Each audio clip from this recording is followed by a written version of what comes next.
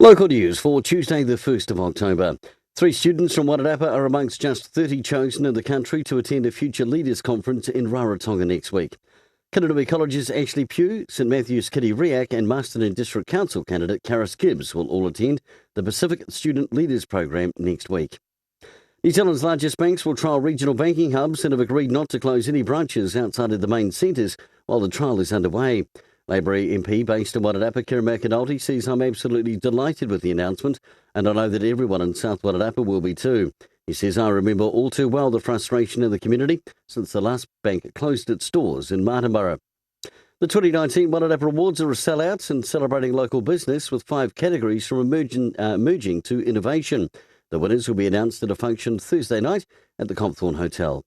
And in sport, the Skulls are through to the semi-finals of the inaugural Featherston Cup cricket competition. Captain Mark Childs was the pick of the batsman game 2, with Hayden Spelling taking 4 wickets to help see them make the semi-finals. For local news and sport, kia ora, I'm Brent Gare.